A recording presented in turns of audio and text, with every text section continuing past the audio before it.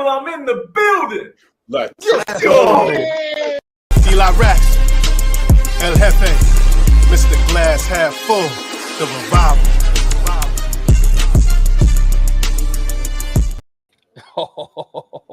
Y'all know what this is. Peace and blessings. It is your boy, Eli Rax, a.k.a. Vibes, and welcome to New York Revival, where it's not just sports, it's entertainment. And I'm here with my brothers, man. You guys know who they are, and that's Mr. Glass Half Full, and that's Spee if you nasty now. Let's go. Let's go, people. And I'm here with my brother, El Jefe, a.k.a. White Jersey, a.k.a. Blue Jersey, a.k.a.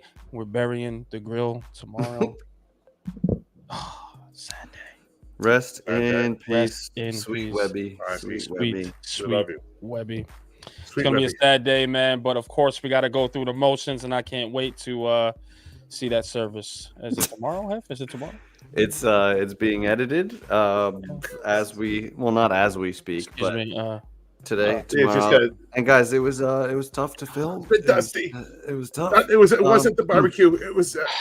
No, I'm thinking tomorrow at noon. That's what I'm thinking. That's the goal. All right. So yeah, tomorrow at noon we will bury an old friend. I picture him like Will Ferrell in old school, like at Blue's funeral. Just like, Dude, I think I was channeling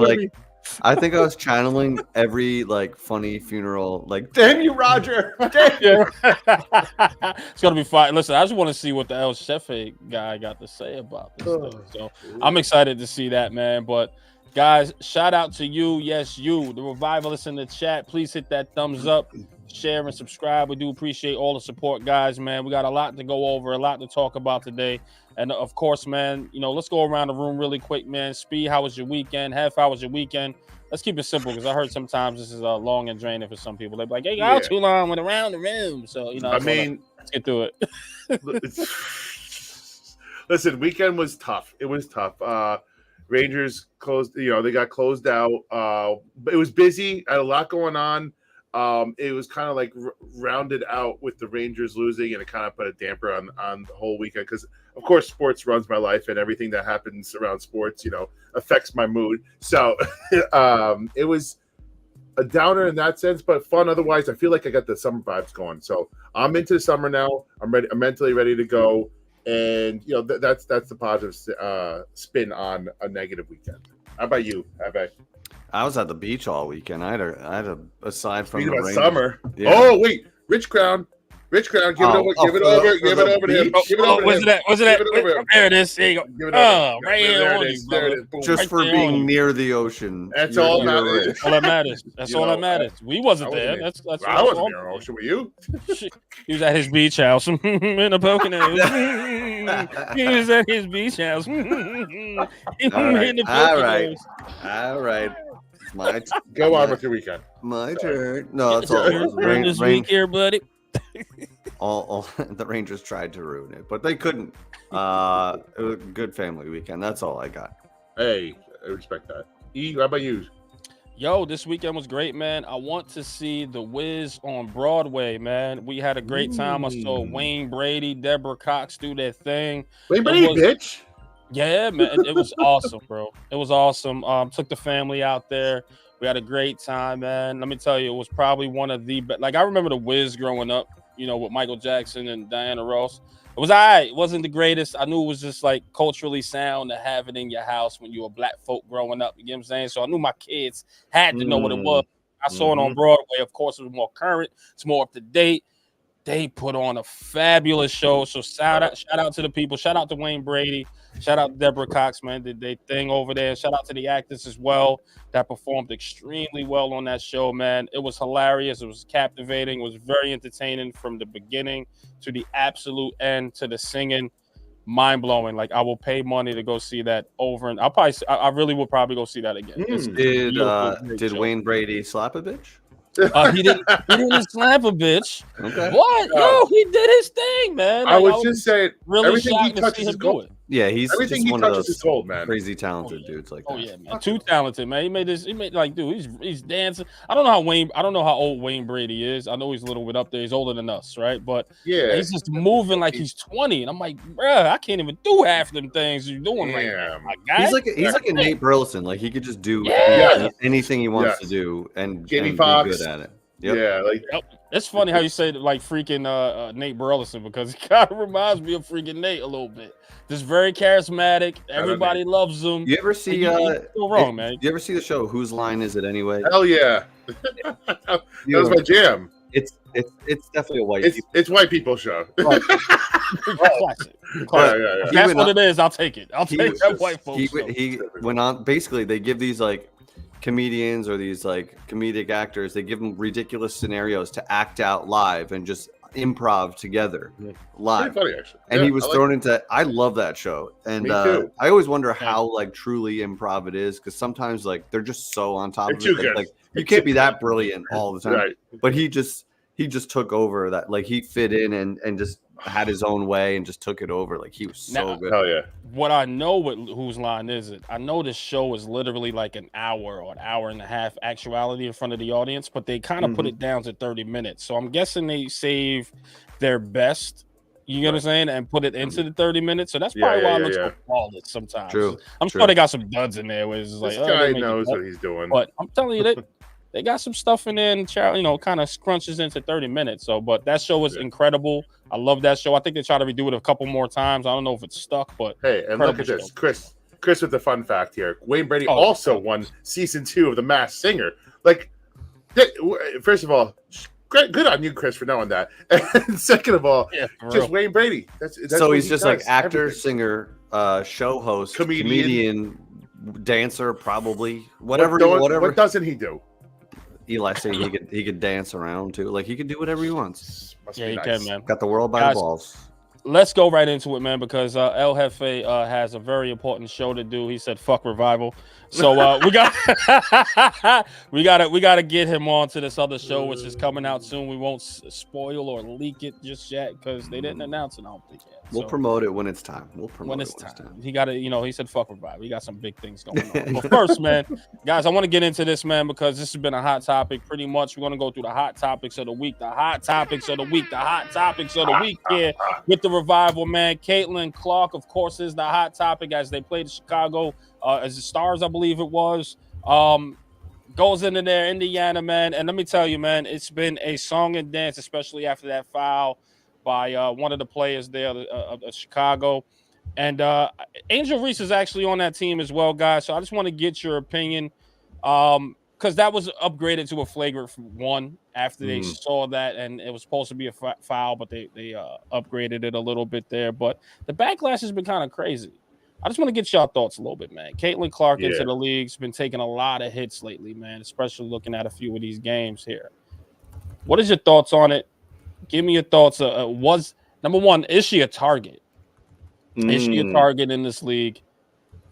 And I don't want to say this just yet. I'm going to save this one here. So I'm going to start with, is she a target in this league? Because I have an idea. And I'm going to start with Mr. Glass half full on this one. And this is tough for me to talk about a little bit. This is a sore subject for me, but I got to get through this. So let's talk about it. We'll go through there, man. So is she a target right now, guys, you feel in the WNBA? Yeah, I mean, it's almost like people want to, make their presence felt. I don't know why. I don't know what it is, but the WNBA doesn't want Caitlin Clark to walk in there and just think she runs the league, So it's like it's a bit of it feels like a rookie hazing, how they do in training camp for every rookie. But the part that kind of takes me off is like her own teammates aren't even sticking up for her either. It doesn't seem like now. So that's what I don't get. Like I get other teams because they did that to Michael Jordan. They do that to a lot of rookies that come through the league. LeBron got tough love to start with. Even there's a video of his teammates saying, we believe that he should, ride the bench first and come in. Like, hotshot rookies do get some shit from the rest of the league. I get it.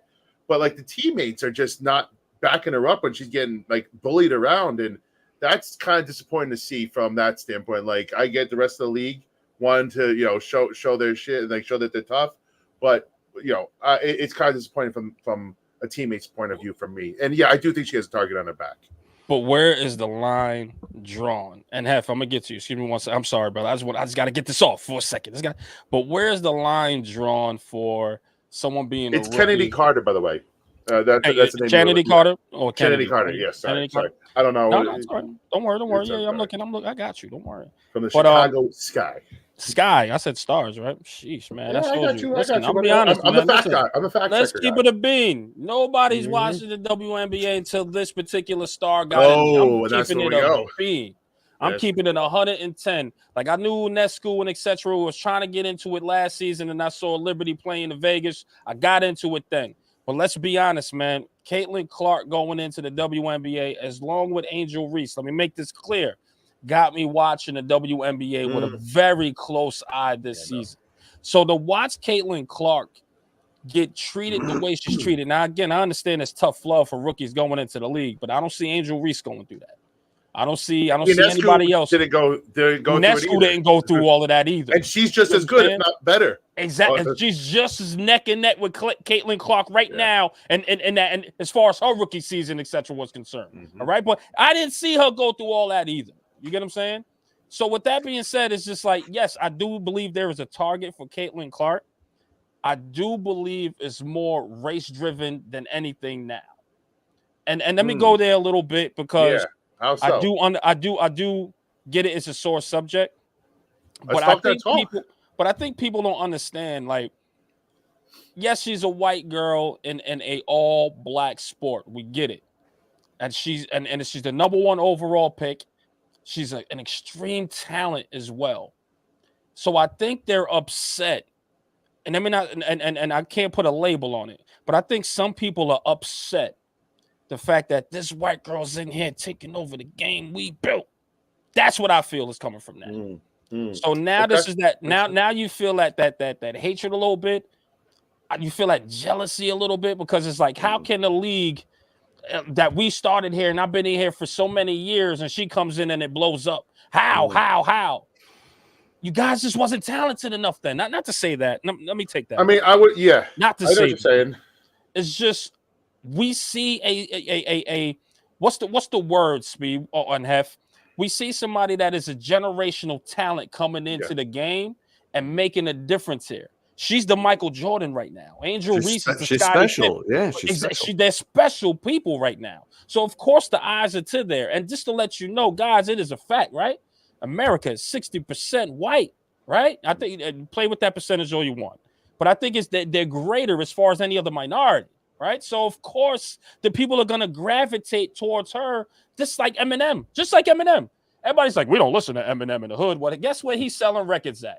To the people that he know that identifies with him. You get what I'm saying? True. So you can't be mad at them when they piggyback that. Be like, yo, she represents us.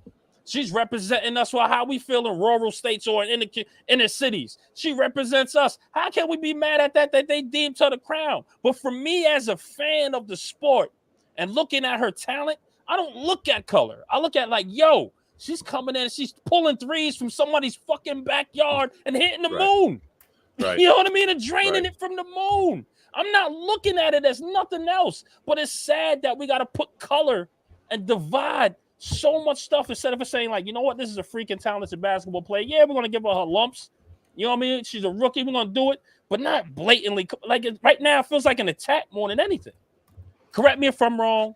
Talk me off a ledge here. I just wanted to get that out. I just hate that they use race in this matter to such a talented individual. Again, Unescu didn't go through it, and she's a white girl playing damn well. She didn't go through it. Right. But I do understand Caitlin Clark is a shit talker. I understand. But guess what? She can back it up.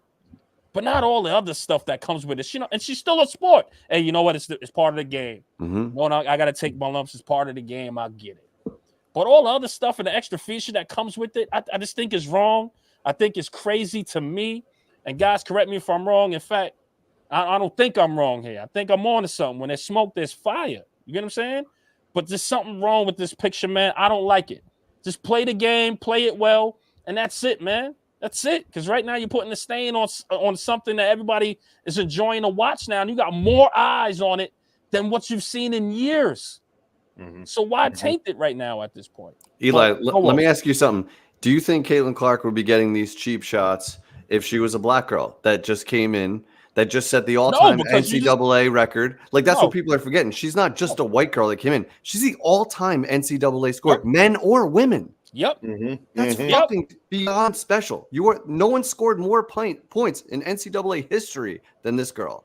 So, like, maybe I'm naive. I don't give a fuck what color she was. And, like, in the college, when she was going up against Angel Reese, I loved Angel Reese for, like, the head-to-head shit that she was doing. I thought that had me watching that tournament, right? But when I see girls elbowing her or whatever from behind, that, like, those cheap shots and shit, what is that? What do? You make yourself look worse. Whatever point you're trying to make, that's not just playing rough. I like the hard screen. I like, you know what I mean? Sure. Yeah, but, of course. And maybe, like, I saw my boy in high school take a shot like that from somebody, like, after the play, and the dude ruptured his spleen. His season was over.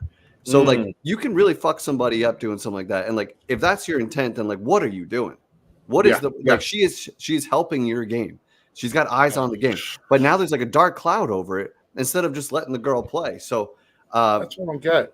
Yep. Yeah, no, it doesn't make sense. Like, the WNBA, like, it seems like they're trying to be tougher for no reason. Like, they're trying to be like, we're tough. We don't need Caitlin Clark. We were growing the game anyway. But the numbers don't lie, man. Like, there was about 6 other games going on, and, like, you saw the viewership was tripled. It was just tripled. And listen, I think that the issue was that Caitlin Clark had all this fanfare, like you said, highest scoring college player of all time, in the national championship 2 years in a row, goes right to the number 1 pick. Of course, it's like LeBron-esque, where you saw him coming into the league for a while. They were ESPN was all over him from a little kid to the second he got into the NBA. And you know what? You know, he had to take his lumps because some people were jealous. When you're at the top, there's always going to be haters, and there always was. That's what it is. Kenny Carter's I'm sorry, Kenny Carter is a dirtbag. If you look up her history, she's got, like, suspended like 2 or 3 times already. She's got kicked off teams. She's got in a fight with teammates. So she is, like, the typical, like, hater, you know. Like, so I'm not gonna put I don't want to judge the rest of WNBA on one scummy person's, you know, actions.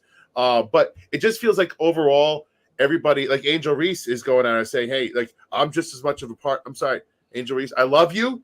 But you're not. It's not the same. It's removed from. And this listen, isn't Larry Bird. That's a fact, Speed. You get what I'm saying? Like, Larry Bird, Magic Johnson here. And that's a fact. And I look at it and I go, Angel, man, I just don't know if you make that comment right now. It's just like, well, everybody was paying attention to her because, you know, it was me and her going head to head, and she did all of this and this, that, and the third. Like, it's all about me too. It's not a time for you to kind of speak to that nature as of right now. It's just not. You should be like, you know what, man? Listen, we got to be a little bit better as far as how we conduct ourselves. That would have been a leader, right? Like, I just thought of that right now. That would have been a leader response. You get what I'm saying? It's like, listen, hey, we got to be a little bit better how we control ourselves, how we conduct ourselves for this games. We're all professionals at the end of the day. Now, you know what? I need to be part of this too. Y'all need to be talking about me. Angel Reese, you a star. You're a national champion. Your box office. We know your game. But we just know Caitlin Clark's too. I'm watching it for the both of y'all. But here's the thing. Again, as I go back to it, America's full of people that are white. They identify with her a little bit more. And there's nothing wrong with that. I think both of y'all are great. But you can't sit here and be like, well, what about me too? No, go play a game, do your thing, win some chips. It's just right now she's the person that they deemed or chose to be the face of the WNBA. She is the number 1 overall pick. She is a great freaking player. And I'm gonna be honest with you. And they're 2 different positions. So I think Angel Reese is a forward. She plays a 2. Yeah. Caitlin Clark. So I get it. Caitlin Clark's a 2, right? Forgive me. So I understand they're 2 different positions. But when it comes to that, she is the better talent. Oh, it's not even close. You get what I'm saying? So, of course, people are going to be like, yo, she's like one of one. There's no woman doing that right now that's professional of what she's bringing to the table of the WNBA. In college, they wasn't even doing that. Let's be honest. Angel Reese wasn't even the best player on the team. I got to be honest, at LSU. She wasn't. It was another chick, I can't remember off the top of my head, but, you know, I'm sorry. It was just like, you know, you kind of like take a seat. And even when I heard shout out to my brother Stephen A, man, you my guy. I love you, Stephen A. But I even think you were wrong then too. When he was like, "Oh, it's the color thing," and that's just it's like that's just a cheap way out to me. Like, there's got to be a different avenue besides going to everything that everyone talks about in America is color. It's to me, it's just like, yo, think of something else. Think of something else on why, and it's very simple. I just don't think they're jealous and they hate the fact that she's the face and it ain't them. That's just me. That's what I get from it. And again, I could be wrong, and I'm cool if I'm wrong, but I don't think I'm not. What do you think about Monica's comment to Stephen A, where and we'll show the clip here. This is from First Take. So Monica, who Stephen A. Smith was clearly taken aback by what she said because he has helped get her on TV more. He has supported her, and then she fired back. But I want to get your thoughts. I got a take, but I want to get your thoughts on this real quick. But she cannot be babied as a rookie. That's all I'm at. All right. Who talks about the WNBA? Who talks about women? Who talk about women's sports more than First Take? Stephen A, respectfully, with your platform, you could have been doing this 3 years ago if you wanted to. Wow. All right, we got to go to. All right, I added a little sauce on that one. I added a little sauce on it. You did. I feel like set it up, Hef. I feel like it needed it. So my thing is, 3 years ago, nobody was going to listen to you pumping the WNBA. Yes. It's just the facts. There were no storylines. There were no rivalries. There were no stars. Angel Reese is a star. Caitlin Clark is a star. Now you got something to work with. This is the time to pump the sport, and instead they're fucking throwing elbows and trying to beat the shit out of her. Like, do you want your game to grow?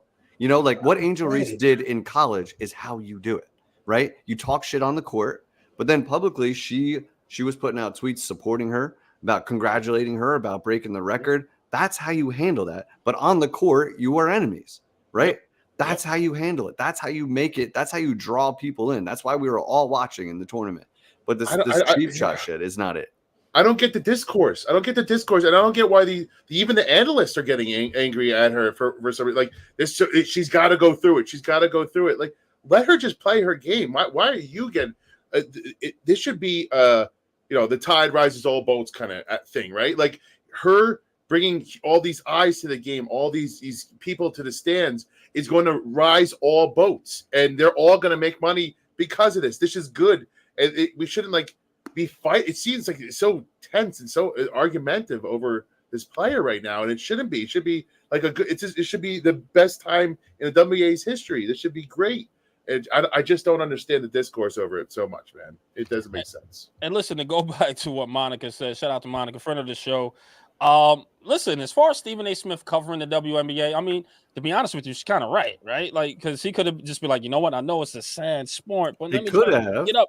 But for your point, Hef, it just wasn't as hot as it was now. We're not talking about it. I found out 2 days ago that there was a team called Chicago Sky. I just found out today. Right.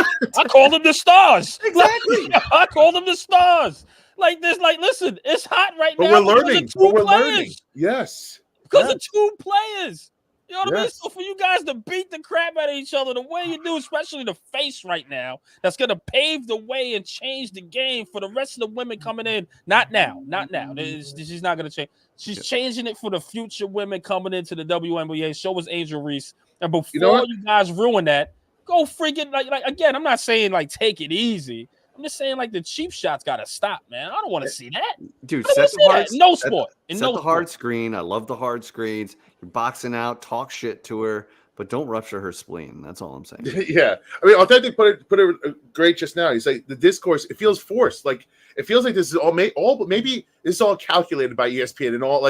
Maybe it's just they're let's keep this going because everybody's talking about it. They got us talking. We at the top of your mind, did you think we'd be talking WNBA in the middle of June at any point? As our lead story. They got exactly what they wanted. This is the press they got, and all press is good press when it comes to this. So maybe it's working, man. Maybe they're doing exactly what they want. So agreement. Let me see 1 second here. Yeah. But yeah, guys, let's get some super chats too. Yeah, let's get to the supers, man, because I know we got that going. Forgive me, I lost my place right here. I was like, oh, I forgot. Y'all just got finished talking about how flawless I'll be moving things. I totally screwed up. Let's go right to the super chat, man. Holy shit, a super chat. That's right. Our girl Scooby coming through with the big super revival. God bless, fellas. See y'all this summer. We can't wait to see you. Yeah, we can't. Rangers will run it back next year with a great, exciting season. Mr. Glass, thank you for hyping me up every game with your pregame hype. Salute to the family. For real. I mean, Spiro stepped it up this hockey season, man. He got all of us ready week in, week out. He was not in our own chat, in text messages, in videos. The dude was putting out content constantly. So good job, Spee. And thank you, Scoobs. Scoob's the best. Scooby's our girl. She's our girl. She is. We love you, Scoob. At training camp last year, like, not surprising, we were running late, right? So we're meeting up in the parking lot and we're like, oh, fuck. And then all of a sudden I hear somebody yell at me through a fence. And I'm like, who's that? And I walk over. She's like, it's Scoobs. And I'm like, oh, fuck, Scooby's here. She's like, I got a seat for you guys. Come meet me. And I'm like, I don't know if she's serious or not. She said she got a seat for us. We go there, front row, 50-yard line, just right there. Like, she hooked it up. I think it was Mark B, right? Mark B with her. Yeah, absolutely. Shout out Mark B, man. Our brother. Mark's out there. I see him. He's in the chat. Oh, my nice guy. Let's go, Mark. Good people. And Spiro, here you go. You're up, Spiro. Oh, Tuto. I gotta read as you go. I gotta look down and read this thing as you go. Massive salutes and respects to NYR fam and crew. Greetings from Princeton. Princeton? Hey. Wait, not Jersey, I don't think. Maybe. I brought 4 of my mates here, absolute freaks of nature, and the best rugby 5-front defensive wrecking crew in the world. Pray for our victim. Pray for him. Pray for them. That's some scary shit. When it's like, pray for my victims, man. I'm scared. I gotta get Tito with my brother-in-law. He's a rugby guy too. But you guys are a different breed, man. Different breed of human being. Those rugby players, man. I'll tell you what. Ticking, man. I'll tell you that shit.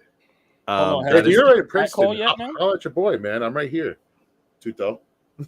Yeah, we used to joke about like football players wearing like leather helmets and shit. Rugby players don't even do that. They don't wear still. It's 2024 and they still don't wear helmets or anything. They're fucking crazy. They're nuts. But guys, I want to ask you this, man, and this is so off the notes. This is no notes at all. I like that. Right now, you have Darren Waller sitting in the background there, writing his music. Alrighty. Waller.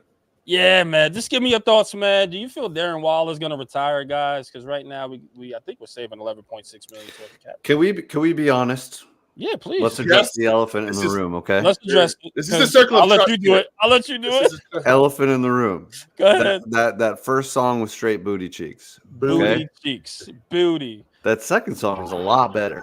Not only that, I don't know if that song is. I don't know if that song is out anywhere yet. But when that chorus hit, I'm like, oh shit, this is going somewhere. Like, it was like much better lyrically.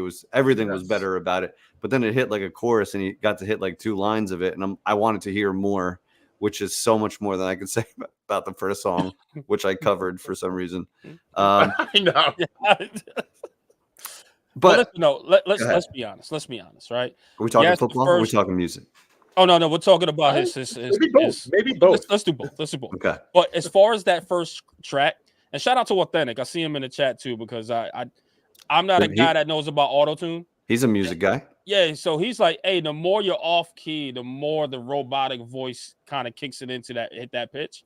It sounded like this motherfucker can't sing at all. He can't sing a lick, and he got stopped because that track was definitely ass cheeks. It was definitely booty butt. It was definitely everything the kids say that is trash, whack. Everything is whack. It was trash, bro. That's just one thing you don't release, man. And he shot a video to that, like he thought that was it, bro.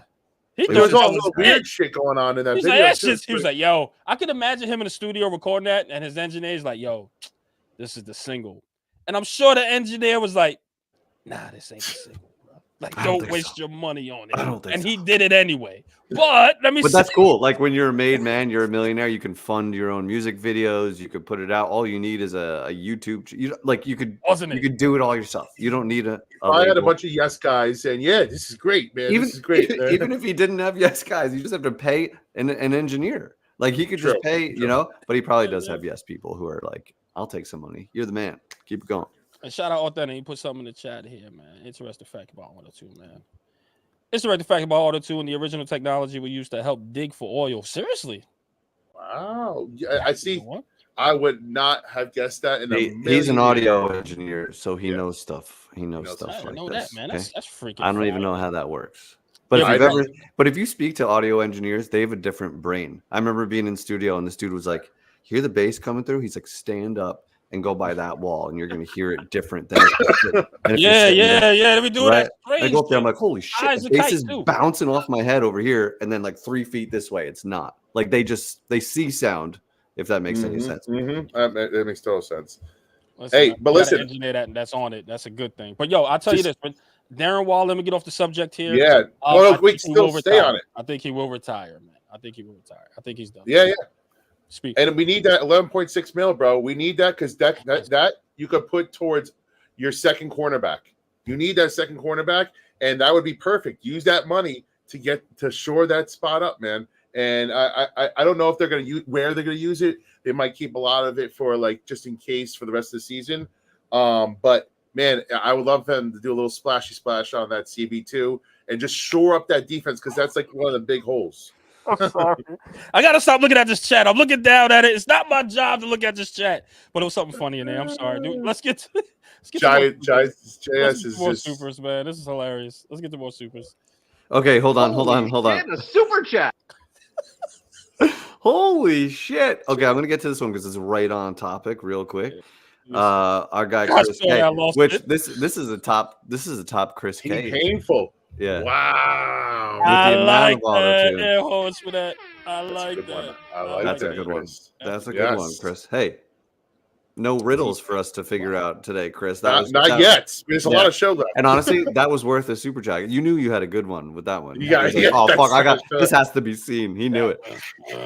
Former revivalist here.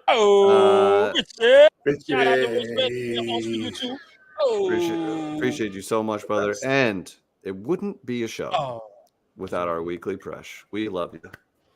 And she said, rest in peace to Hefe's Grill. So thank you so much for your condolences.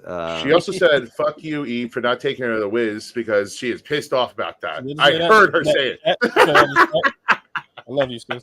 I'm supposed to say that. I said, "Fuck you." Yeah, worried. I was about to say, see how worried I am. I'm looking back in the chat like, oh my god, I'm so pissed her off. You got to make up for that.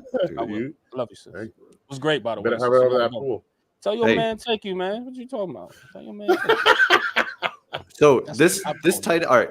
Let's get back to business real quick. Yes, let's go.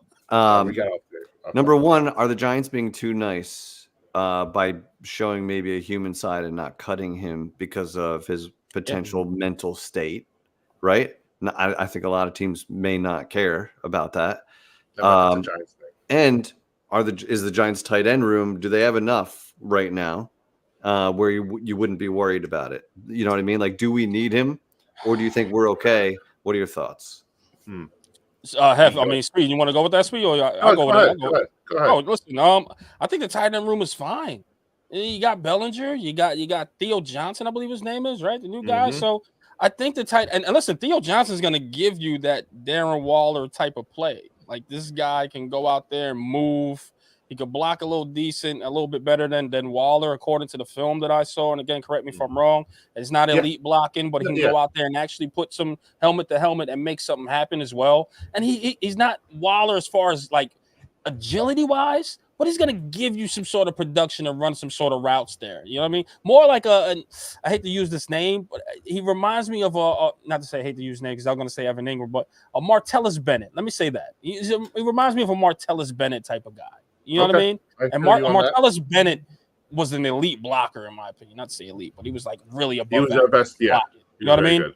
And he reminds me of that Theo Johnson. So I don't think he'll be missed. And then you got Bellinger, man, that we saw what he can do when he was on the field before he hurt his eye and etc. Like he was coming along very well, and I just don't know what happened or why they didn't use him that following season. I really don't know why, because I guess the offense was fucked. It was just one of those. Yeah.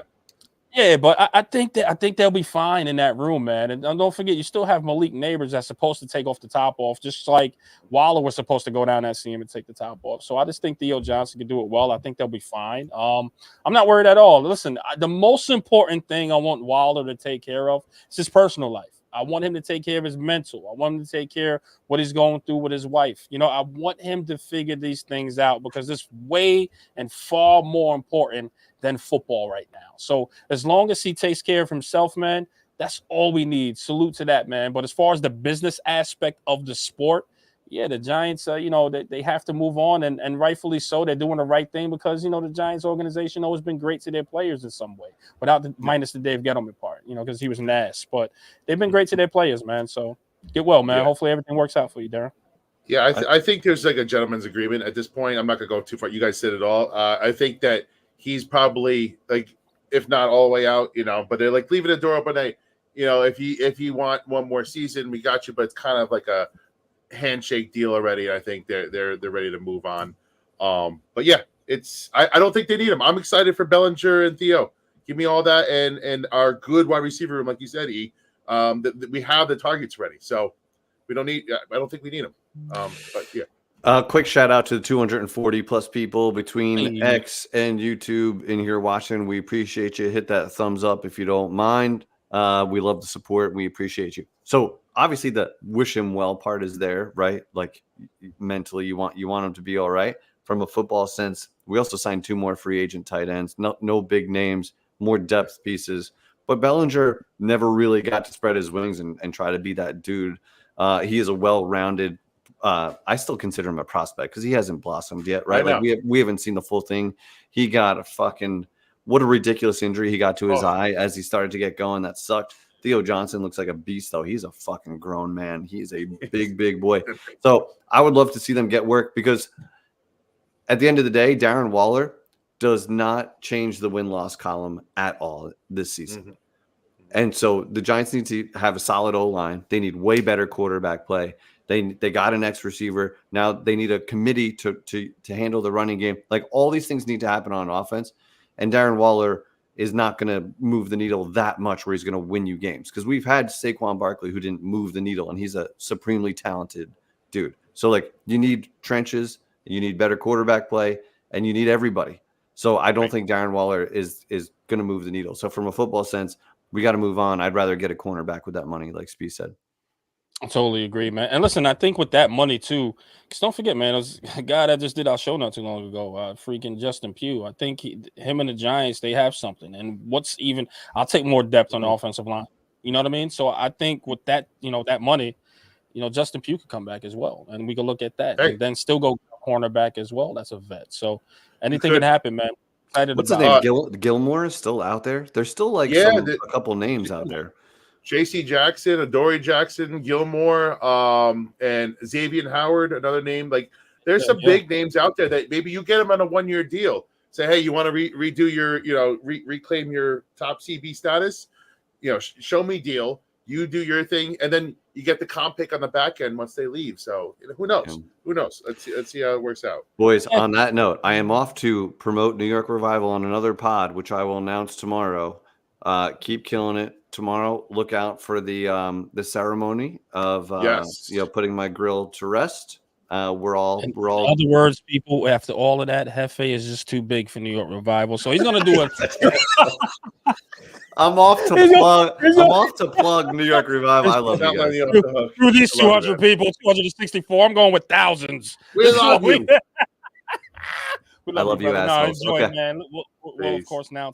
Thank you, Revival fam. Love you guys. Love you, brother. Please. But of course, we'll announce it tomorrow. But yes, me. I got a question for you. Yeah. Sorry. Well, I didn't mean to cut you off, but I got a good topic, and I want to let this off the hook. CJ Stroud, I don't know if you saw the news. He was doing I'm sorry, did I steal your thunder? Did I steal it? But no, I was just about to ask you that. That's funny, man. Yeah. Great minds, no, man. I got to ask you first now. I'm switching the tables out here. Please. CJ Stroud comes out, and he was doing a podcast, and he was asked the question, whose career would you rather have? Eli Manning or Aaron Rodgers? And who do you think he chose in this question? He chose Eli Manning. Now, I'll pose that same question to you. Eli, motherfucking Rex, would you have Aaron Rodgers' career or Eli Manning's career? Which one would you take as a QB? Hands down, you'll take Eli Manning's career. Oh, hands down. Listen, hands down, because here's the thing. Even though you can say, "Oh, Eli Manning was the middle of the pack quarterback," he threw a lot of interceptions. He always was a fumbleitis. He always looked like Eli Manning was clutch. And the number one thing too is that he has 2 rings, right? Compared to Aaron Rodgers' 1, he's still trying to compete for that second one, right? Yes, Aaron Rodgers is the MVP. I get that. I'll tell you this, Speed. I'm gonna mic drop this right here. Mic it. Let's go. Dan Marino, if you ask him right now, will say, I want an Eli Manning type of career. There's no quarterback. All the quarterbacks, I'm sure Michael Vick will tell you he'll take an Eli Manning type of career. Why? Because it's all about the hardware. It's all about the hardware at the end of the day. There's a lot of players in there that's a quarterback will say, yo, I want a freaking Eli Manning career. Hands down. Like Matt Ryan will tell you he'll want a freaking Eli Manning career. Phillip Rivers will tell you he want an Eli Manning career. Oh, yeah. CJ Stroud to say, look, give me an Eli Manning career over Aaron Rodgers. I'm not surprised. That's smart. Like I would want that as a quarterback. You know what I mean? Aaron Rodgers, that's all individual. That's all individual accomplishments. And you got 1 Super Bowl ring with your team, MVPs, all individual. I don't care. When it's all said and done, it's all about the hardware. And Eli Manning has 2 at the end of the day. At 2. And he made history doing them. You know what I'm saying? So memorable. It was definitely probably one of the best Super Bowls of all times, people would say, is the 2007 Super Bowl. Undefeated New York. Probably one of the best Super Bowls of all time. Since I've been watching. It's got to be top 5. It's got to be certified top 5 at the very least. And I'm going to ask you this, Speed, because and again, since I was watching Super Bowl, I'm talking about like 12 years old, figuring out what like the game of football. You know what I'm saying?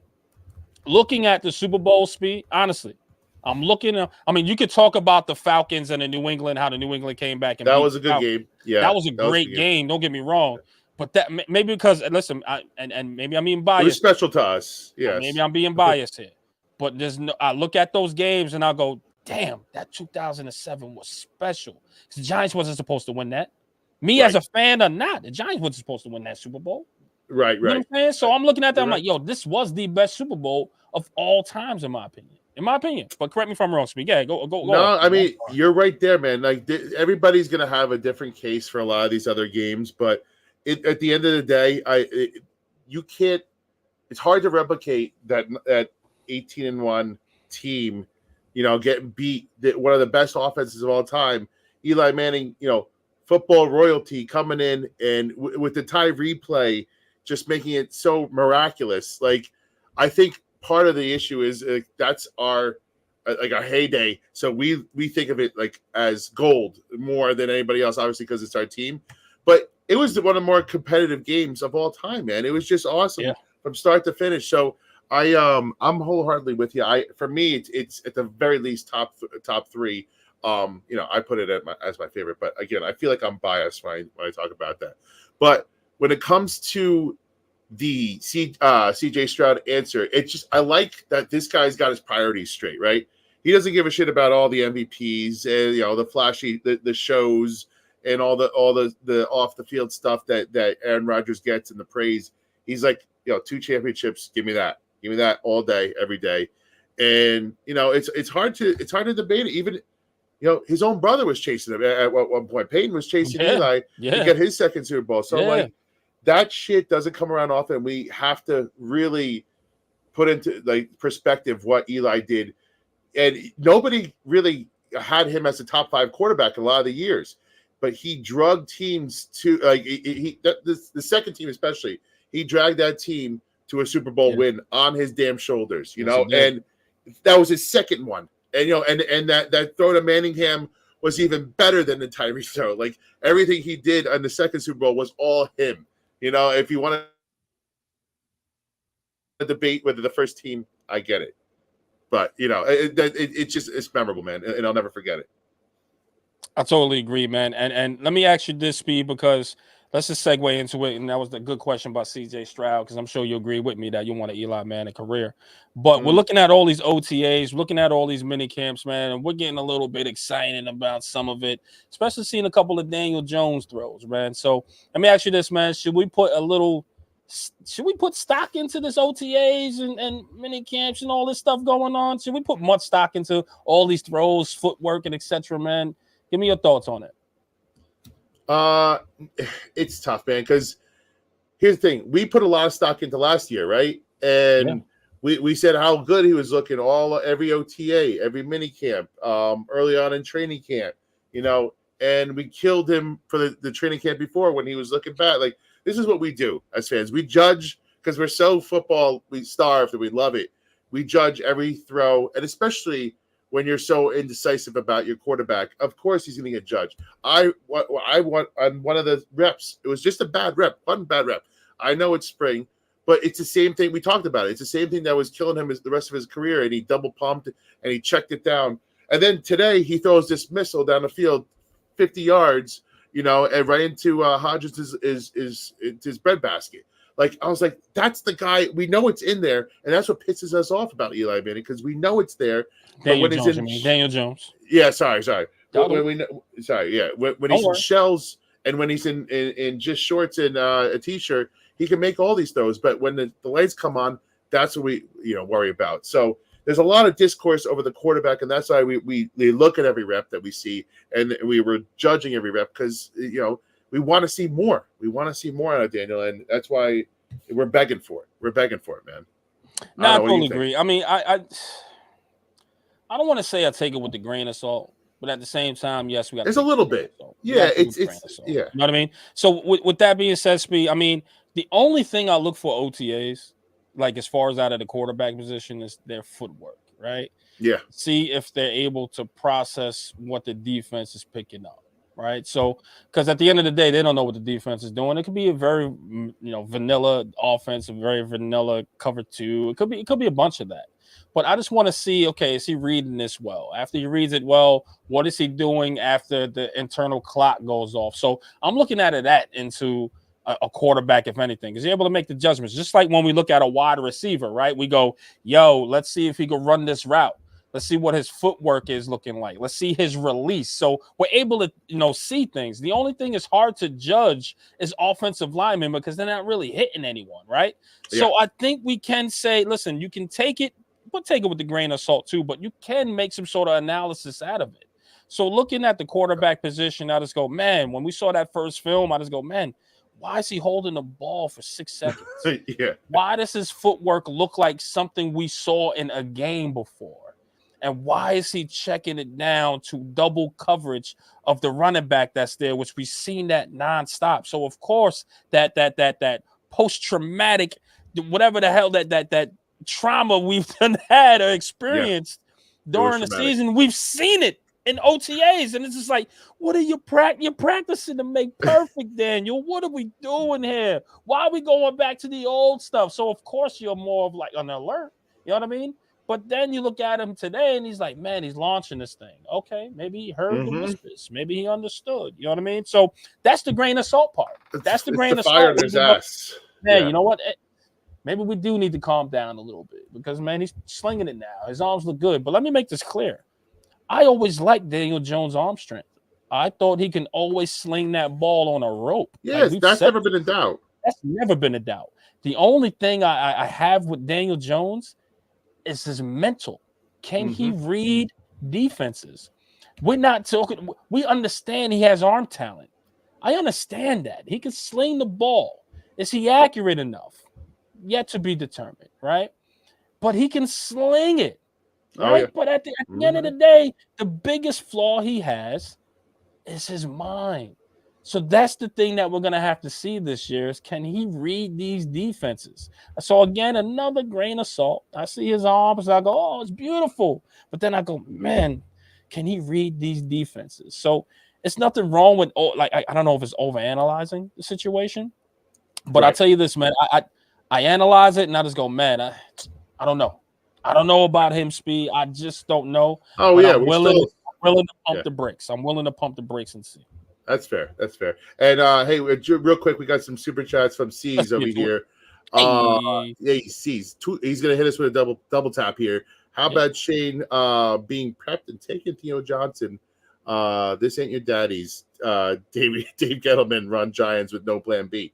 Agreed. It seemed, and again, that's why it always seemed like it was a handshake agreement, and that was in the making. And he also says, "Hey, let's not, no practice all stars. Don't get fooled, man. Listen, we understand. We're taking it with a grain of salt. See, we're not touting him. We're not shitting on him. We're speaking on what we see, and we're hoping for the best. But still, we're not even at mini camp yet, which starts next week, mandatory mini camp. So, slowly but surely we're getting geared back up. But we just love a little taste of football, man. That's all it is. We love that football. I totally agree. I mean, again, we're excited, but we're not too excited. You know what I mean? It's just, what it is? When we go to display our thoughts and opinions online, it just blows up to the way people be like, "How dare you?" Just like, I'm just speaking what I'm not trying to poo-poo on nobody. It's just, I'm just speaking how I feel at that moment. You know what I mean? Y'all just hate it or love it. You know what I mean? So, that's just where we are with it, which is cool. But let's see what else we got. One last super chat here. Bill, shout out, Bill. What's up? Former Revivalist of the Month. Quick poll. Who's buying a Century Red jersey this year? I am, as it's probably only going to be around for a year. He's right. That point of it is, I didn't think about that point. Yeah, and yes, he's going with a Tommy DeVito Century Red jersey. All right, Bill. I just caught a chill. That's a decision. Name for some reason, Tommy DeVito. I just caught a chill. I don't know why. I was just like Tommy DeVito for a second. Well, because that was what's standing between us and having probably another franchise quarterback at this point. But hey, we're not going to go. I'm not going to kill Tommy DeVito. I'm not going to. He only did what he wanted to do. Yes, exactly. He only By the way, I just want to say, do. shout out to the 325 people that are watching between X and YouTube, guys. I just want you to know, whoever is watching on X, hit that wonderful New York Revival link to YouTube. Hit that subscribe. Hit that thumbs up button. We do appreciate all the support. Thank you so much for watching. Spee, I just want to get into a couple of more things, man. And shout out to Bill. I'm definitely going to cop that red Century jersey because you're absolutely right. Only 14 likes, man. What's going on? That's why we got to get you guys over here. Let's go, man. Get these likes up. You know what I mean? Well, everybody's out on Twitter. Come over to YouTube. Give us a like. Come over to YouTube, man. Come on, man. You don't got to do nothing but just show us some love, man. That's how it stays alive. That's how it stays alive over here. Just show us some love. Watch it. Do all that other stuff. But wherever you are, we still love you. Absolutely. Spee, I'm gonna ask you this, man, because it's going to be a sad time and a sad story for you, man. The Rangers, man, lost the Eastern Conference Finals in Game 6. You was growing your beard out for this superstition thing here. We all were. And it just didn't come to fruition, brother. I saw you wanted to cry. I just want to let you know, man. It was tough. It was Tell tough, us how man. you feel, brother. Listen, it was tough, man, because first of all, this team, it for whatever you want to talk about them and maybe their ability not to get over the hump, and whatever it is, but they're a lovable group, and they gave us a lot of winning this year, man. They're still going down as one of the top 3 teams in the NHL, and not a lot of people had them as that to start the year. So if you look at it as a whole, it's a successful year, but it's not successful to a lot of Ranger fans because, man, it felt like this team had the magic. It felt like this team had the health. It felt like this team had the coaching experience. And, this was their year. And it just was a continuation of this New York sports thing. It feels like we're cursed kind of. And we're so close, again, for the second time in 3 years. And there's so many times that you can get to that top of the mountain right there, that close to the top mountain before, you might have to retool. Or you might have to, shake it up a little bit. And they've already fired a coach, and they might do some more shit this off season. But man, it hurt because it was so much fun. I had awesome time doing all those videos every game. Getting pumped up, going out with my friends and my family, and I just love that time of the year and talking about it and meeting all these new fans on Twitter. It was such a cool time. It was a cool time. So I hated that the good times ended. It was fun though, with looking back on it, and you hope that they still have pieces of this core that could take them over the hump. Now the question is, do you retool it? Do you try and trade? You some have to. guys? You have to, Spee. Because over the edge. just and again, I'm new to this, Spee. I'm not going to sit here and talk like I've been watching for 25 damn years. You know what I mean? So what's on your mind? Just watching this team, right? I don't feel like there's enough people with fucking balls on that team. Like the Rangers will come out and whoop you and kick your ass for the entire series, and then when it gets a little bit tough, they cower in a corner somewhere.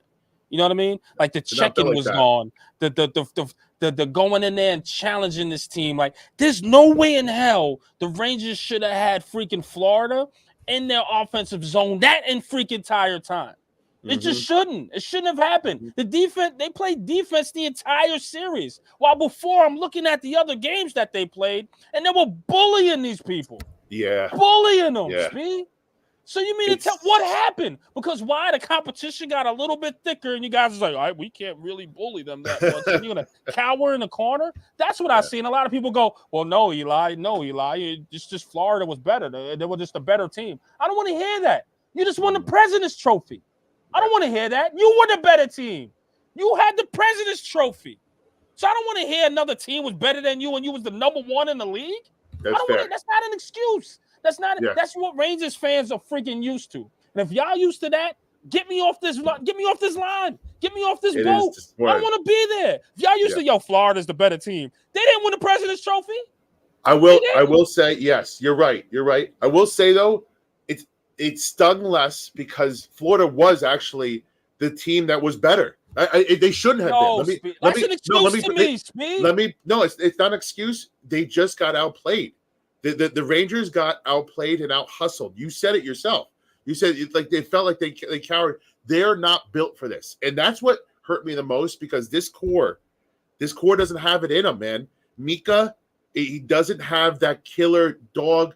I will not lose mentality. Where was Mika Zibanejad? He was invisible. Where was Panarin? This entire playoffs, he was invisible. That's what that vision, that thing that sunk into my head, and the thing that I was most depressed about. Not that we lost for the second time in 3 years. It's that the players that are a part of this core don't have what it takes to get over the edge, and that's what hurts the most because Mika isn't Messier. He wasn't going to refuse to lose. These guys weren't like the 94 team who were down 3-2 in the Eastern Conference Finals and would not take no for. They would not walk out of the stadium with a loss. These guys just don't want Chris Kreider. He doesn't have it. I love the guy. He's going to go in the Raptors. I'm going to correct you here, Speed, and correct me if I'm wrong, Speed. I'm sorry, but looking at Chris Kreider when he did the hat trick to advance this team. You get what I'm saying? That was a moment. That was him. But he's an old guy. He's an old guy. No, he's only 30 years. He's not that old. He's young 30s still. I mean, like early 30s. In sports, in a young 30, that's still a guy. He's pretty old. That's who you need. I know, but when the game's slowing down in the playoffs, that's who you need to step up. Your veterans. That's what he's been through all the battles. And you know what? He kind of disappeared for the entire Eastern Conference Finals, the series where we need him most. I would put him third in the list of who I was most disappointed in, or maybe even fourth. Adam Fox got hurt yet again in the playoffs, and he wasn't himself.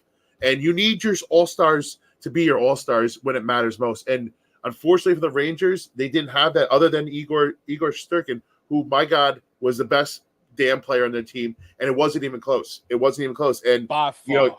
You feel Trocheck, who should be the captain, came out and said, hey, we lost it for this man. This man did everything he possibly could, and we could not step up for him, and that was made him feel as bad. And he went up and he hugged him after the game and after the series. And he's like, you just felt the disappointment. It brings almost a tear to your eye. It's like, man, we had the goalie that was ready to win a championship, and we wasted it. Man. But that's what you're right, man. The core might have to change. The problem is I don't know what they can do because there's a lot of no movement clauses. There's a lot of veterans, the hefty contracts, and it's going to be tough, man. Chris Drury's got his fucking hands full on what to do this summer. Speed, if this core gets ran back, cool. If they run this core back, cool. Because they might. They show that they can win. They show that they can at least take over. They're right there. They're right there. I just think that the coach needs to find that killer.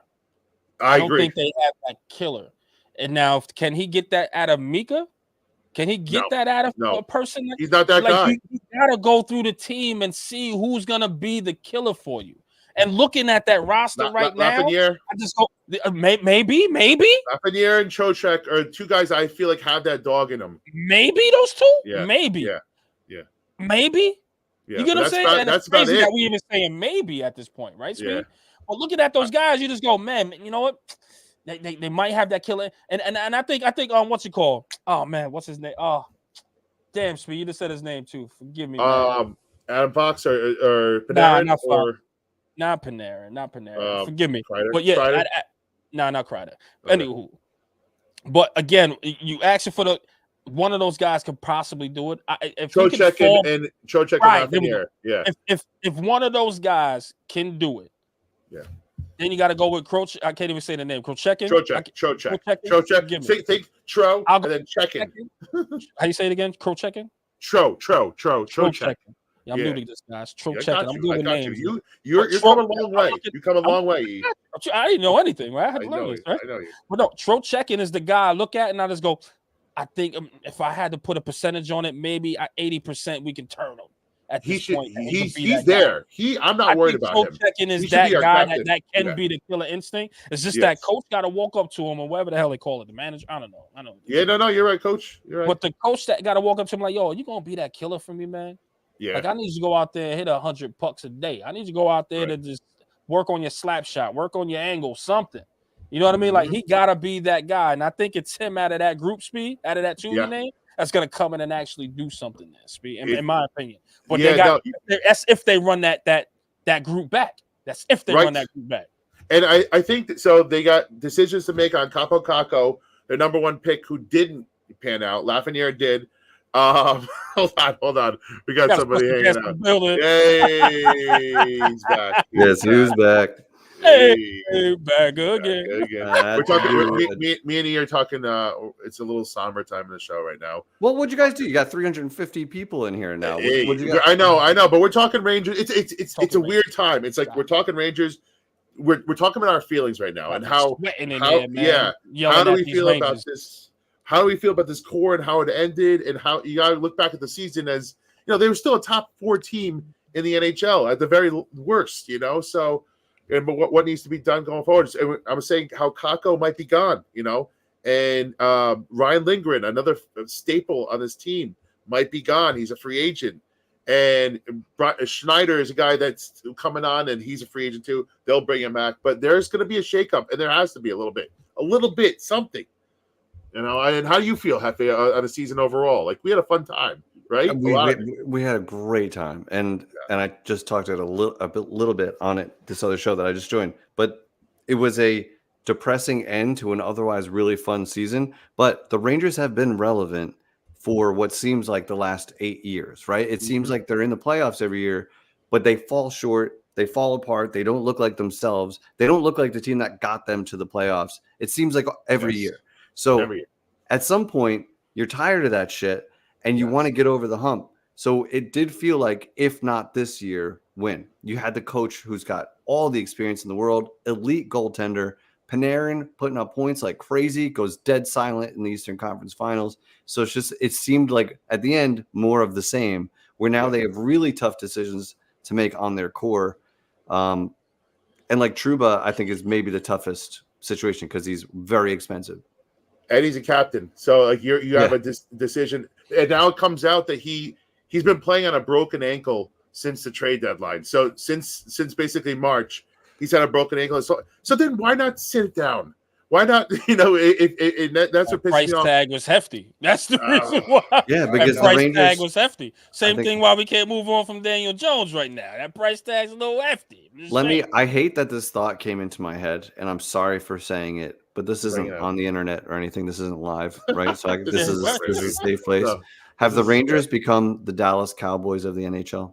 Oh God! Someone said something even worse. It feels like the '90s Bills. Like it feels like we've been so close so many times, and then it just ends. It just ends, and then you get back forever. And I really hope that that's not it, man. I hope that that's not it. Like the NHL season is such a grind. There's so many games and like the physical toll. So like to think that you have to wait another calendar year just to get back to have a chance. Like this was your chance. You were there, man. You were on the doorstep.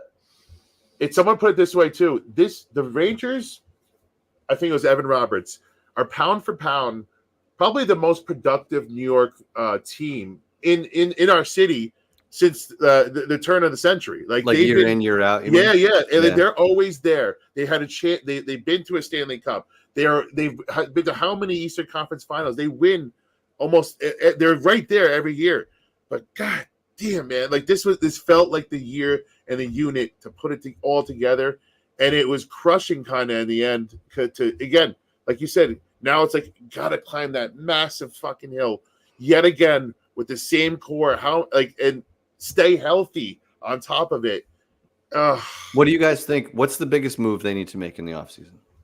Oh man, because you got to do something. Like if you run it back, the way Spear was saying is that unfortunately with the price tag of so many of these players that they won't be able to make a move. So now you got to kind of look on the roster and be like, yo, who's going to be the next guy?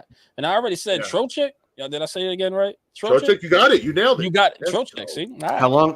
What's his contract situation, Spee? He's here for a long time. They got him on a steal. Like he's good. Yeah, we're Love good. That, dude. And the reason why I said that name, because before you got in here, I said they need to go get a killer. But if they can't get the killer, then I think the guy on that team that's going to be that type of killer is Trocheck. Like, and you got to really approach him. If I was the coach, I'm going up to his locker like tonight and be like, yo, bro, I'm calling his house. I'm playing mind games with him. I'm trying to get him to watch all Kobe Bryant documentaries or why he's the Black Mamba. I'm trying to get him to watch some Jordans. I'm trying to get him to watch Gretzky. I'm trying to get him to watch everybody under the sun that's great and be like, yo, you need to be the killer. I need to train him to be a serial killer by the time the freaking and I'm talking about hockey, people. Relax here. If you're just tuning in, This is talk about hockey. Ice.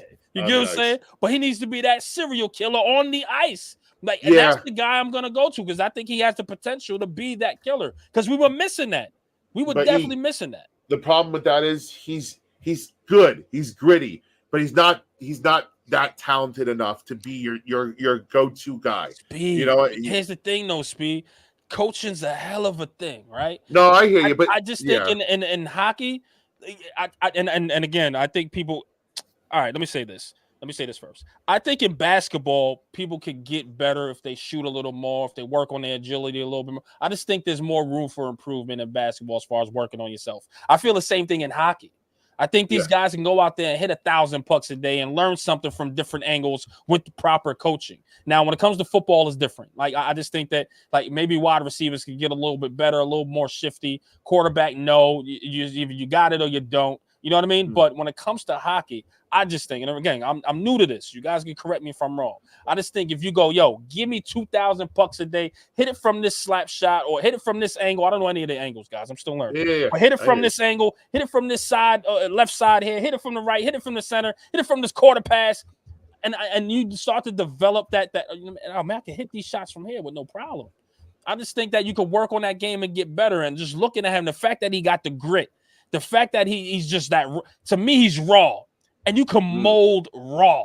You get what I'm saying? So I think he could be that guy you can mold into that killer. Let me correct you here, because Vinny, he's not that young. He's a vet now.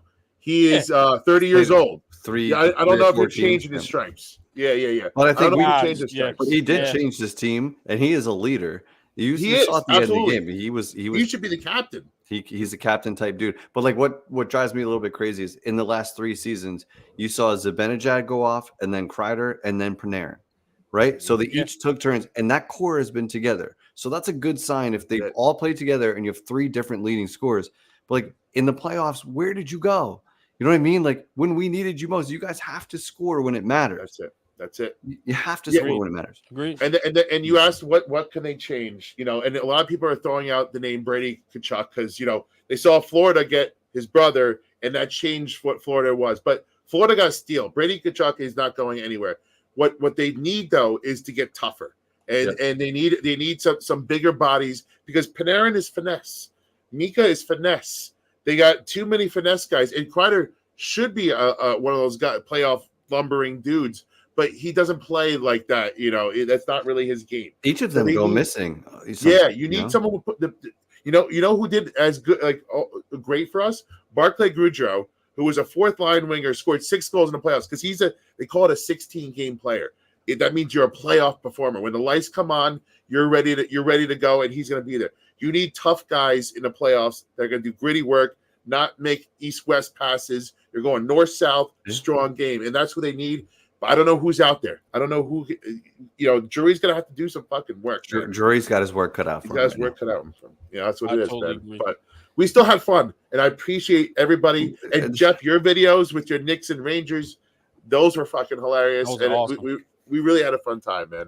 It was a hell of a run. Like, if nothing else, I mean, when the Knicks and Rangers were alternating nights, would we get like 10 nights of that, dude? That was so much fucking fun. gold. It was fucking gold. So Like, much fun. just having relevant teams in the mix. My liver like, feels a little better now, though. Yeah, I A little better. didn't drink last night.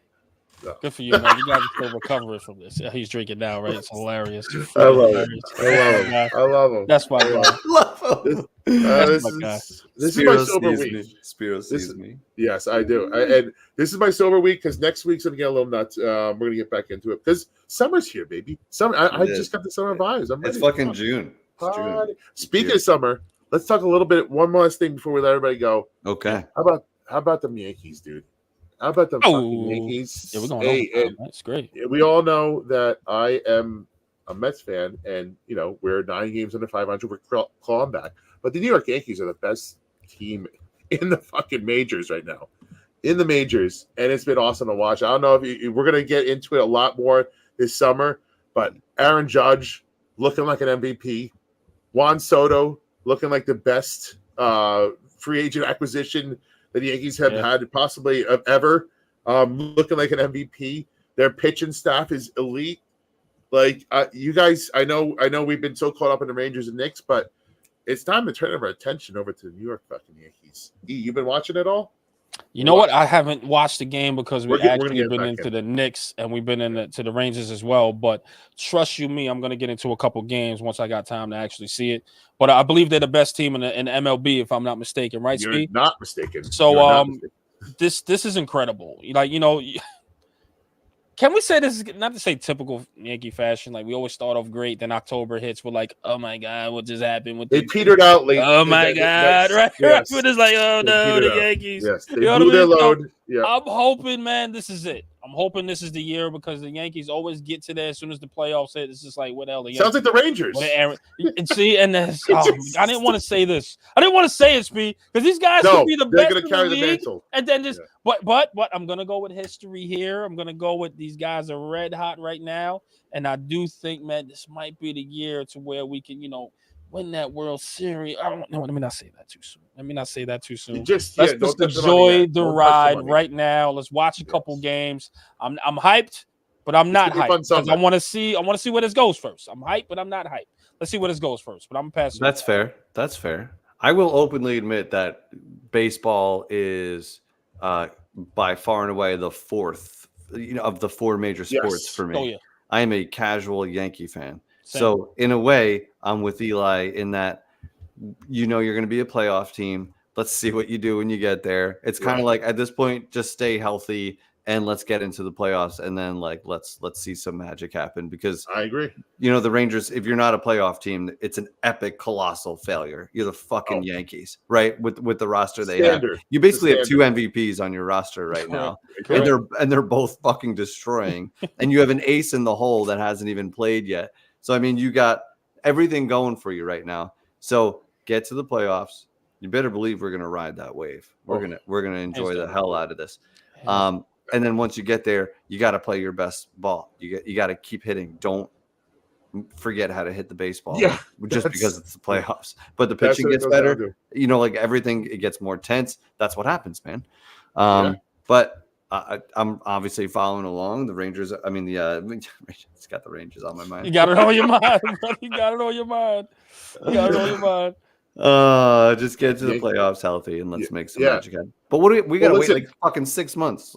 It's a long we got a while. Season. It's a long season, but there's positive signs like I was talking about the pitchers. Like this guy, Luis Gil, I believe is his name. He's been electric coming out of nowhere. A youngster, kind of ERA under 2. This guy's like unreal. And Nestor Cortez, Stroman, Rodon, they're all doing well. And like you said, their ace, their Cy Young winning ace is not even on the team yet, and they've gone about I think about 20 starts with 5 innings, two earned runs, which is phenomenal. And I'll put it for you in perspective. That's unheard of to go that many starts, and they win again 5-1 today. Like they are an absolute machine right now. But the problem is, like you said, it's such a long season. It's a war of attrition. They got a whole summer to get through, so it's just like stay healthy and keep the the pedal to the metal, and that's all it is. I mean, right this now, it's beyond a hot start at this point because they've played It's like way this beyond isn't 15 games. Like they've played really well. So what you've done now is you've built in that cushion because there will be a lull at some point. You're going to drop 3 out of 4 games at some point. It's going to happen. But now that you have that cushion, you're well above 500. You're going to be good to go. Where can you we might have another home run race. Hey, this ceremony. So guys, it's it. I'm sorry, Speed. Let me just say this, man, for this in here. Good night, Jay. But how you can watch the grill ceremony, brother? It will be tomorrow, hopefully at noon promptly. Please, if you can, just wear all black if you can. If you cannot, don't worry. Yes. Send your condolences to Hefe's Way. Flowers will be sent to. Yes. We'll figure out we'll figure out where you can send your flowers to. But right now, we will take all super chat donations to help towards the burial of the grill. It's expensive out there, bro. It is expensive, man. It costs a lot of money to bury. You ever look up how expensive it is to bury a grill? It's not cheap. It's not cheap. You think I'm digging that hole myself? No way. In this economy, it's really expensive. With this crown on my head, I'm not digging that hole myself. I got shit to do, man. Like make videos about it. Our next hangout is, by the way, we're making a crown. For our next hangout, Hella Hide Water, the rich person crown has to be made, and it will be made. And you know what? I think you got to rock it like for like a week or something. It's got until next show. Yes, until next or until next rich guy comment. I'm gonna say it. I'm gonna say it live in front of 368 people. Revival is gonna start to do monthly shows in person. Might be on location. Might be at one of our houses. Whatever it is, we're gonna do shows live together once a month, starting at the end of June. So this is underway right now. So you can't. Can you cremate? You can't cremate a grill. No. Listen. It'll be hard. Listen. We tried to withstand fire. They're built to withstand. I was like, I don't know. Even if you explode it, it would be fun. It would be fun. The shit out of it. Wait, it's built to withstand fire. So how can we cremate it? Oh, Jay. That was sick. Somebody commented. I forget who said it. That was sick. Yeah. He said, "Can you cremate it?" He's like, we could cremate it, but then people will get confused as to why we're burying it. Because if it works, this is the kind of that shit was deep funny. Shout out to Jay. Jay, thank you. At first I was like, man, can we cremate this thing? And Hef goes. He thought about it for a second. I fucking did. I did for a second. And Hef was like, yo, it's made to withstand fire. I'm like, shit, I'm stupid. That's what's great, man. Dude, Jay got 2 ones because as soon as I pop back onto the show, he comments, "It's done. The grill is gone." Like as if I was like in the back, like digging the hole and pushing it. Right. Just flooding. Fucking dirt all over your face. Shout out to Jay, man. Good showing, Jay. Good showing. That was fire, guys. Shout out to the 367 people in the building. We do appreciate the eyes. We do appreciate all the support. Oh shit, New York Revival Knox. Yeah, man. Shit. Oh man, the chat's on fire right now. Fire is great. What would that even look? How do you burn down metal? How do you do this? God, I'm gonna melt that shit to fucking. Oh, can somebody really like figure out how the hell you can create like an El? You know what? We'll take an El Chefe urn, like an El Chefe grill urn. If you can send something to us, we'll definitely make something fire out that shit. I feel like it's a missed opportunity because the sketch is done, but there was an opportunity to add a line about cremating or trying to light it on fire or something. We're burying it because it won't go on fire. There's a part two. There's a part two now. Now you can actually kind of have an urn or something. I don't know. You got this Could be a Weber. I did message. I actually DM'd Weber to see if they'd send me a new grill. They didn't. They left me on red. They didn't respond. But hey, you gotta swing the bat. You guys know who I am, right? I am El Jefe. I just send me a grill just to let you know. I am rich. Yeah, you could do the advertising for them, man. You can't. That shit gets a lot of pictures, and a lot of videos.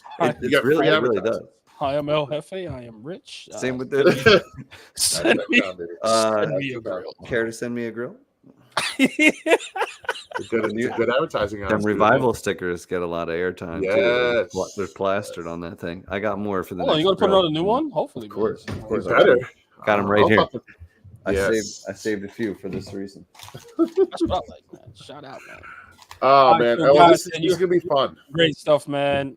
Some great stuff's coming. We're gonna try to do a show once a month together, guys. I think that's awesome. I think you guys, deserve that. I think we deserve that because we don't really hardly get together and actually do these things, but we do drink a lot together. So we do drink a lot. Why not just do a show, right? So look out for that. That's gonna be fire. New Orleans style funeral is hilarious. Shout out to Mark B for that one. Yes, imagine that you're going up and down your block with the grill. Damn, man, why you didn't wait for this? I know. This is gold. The ideas are rolling in, and now this is so gold. But man, shout out, man. What a show. We had a good time as usual. A lot of stuff we covered today, man. That was fun. Shout out to you and shout out to the 373 people that are now climbing in the building. But guys, we got to end the show. It's always climbing at the end, right? It's always climbing at the end. We want to stay for longer. I wish we can. And you know, we're gonna start doing like non-sports topics we're gonna talk about too. Like we're gonna do that and have some fun with it and see the bright side of things. But man, guys, woo! I'm still laughing. We did it all. Shout out to chat. Hey, subscribe, like, follow while you're here, while you're watching. Go hit those buttons. Just do the thing, okay? You won't regret it. We've been here for so long. Hefe went in, he left, came back, and we still had a very ceremonious ending here. We were cooking. Yeah, we were cooking today, man. This was fun. Right in stride, baby. Right in stride. I think one day we need to do like a 24-hour stream for like charity. Yeah. Just gotta run it by Marissa. Gotta run it by the missus. Maybe we send the ladies out on like a little bit of a. Guys, if you put some super chats in there, we could definitely send the ladies out to a nice weekend somewhere. Hey, go fund us. Go fund them. Go fund them. Yeah, so go fund us through them. Yo, you know what? I swear tomorrow we're gonna do a GoFundMe for the wives for a 24-hour stream and just see how much it gets. Probably absolutely nothing. I think it'll be hilarious though. Fun. But yo, man, shout out to everybody in the building. 385 people. It keeps climbing. So we do appreciate it. Please go over to YouTube, hit that subscribe button. Please hit that notification bell as well and that thumbs up, guys. We do appreciate all the support. It's how we get the guests in the building. So we do appreciate you. Don't forget Spotify, iTunes. We are on there as well. Hit that follow button, man. We're going to drop, of course, episodes and coming soon. And I'm going to announce this here. Coming soon, man. You guys might see an exclusive show on there by yours truly on audio only. Oh, let's get it. Audio only. Only, no visual, because you know we gotta get you guys over to Spotify and iTunes. So Speed's helped me set that up. Of course, he is the producer. Hefe is gonna help me do a bunch of stuff because he's the producer. We produce our own shit around here. We ain't got nobody. If you know someone, he's the talent.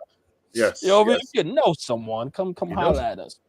But yeah, man. Of course, man. On behalf of my brother, you guys know who they are. Can I get that nice, sweet music? I like that music. Yeah, I got you. Let's go, baby. I feel that music right here. Let's go, man. People don't know about it. I feel like I need to undress when I hear this music. I don't know why. In that case, let me turn it up. Work. There you go. Let's go. And on behalf of my brothers, man, you guys know who this is. And that's Mr. Glass Half Full, and that's that is extra correct. Extra long. And my brother El Jefe, aka White Jersey, aka Blue Jersey, aka Bow Our Heads. We will be burying the Webby. You're my boy, Webby. Thoughts and prayers. To El Jefe and the Webby. We'll be burying it tomorrow, 12 p.m. sharp. Oh man, he's already singing the choir song for tomorrow. Thank you. And of course, man, shout out to you. Yes, you the revivalists in the chat. Please hit that thumbs up, share, and subscribe. And of course, it's your boy Eli Rax, aka Vibes. We see you guys on the next one. Peace and blessings. Yes, sir. Nate Burleson, yeah, let's hit the Nate Burleson. Let's do the Nate Burleson. Okay. New York Revival, I'm in the building. Let's go. Eli Rax, El Jefe, Mr. Glass Half Full, the Revival.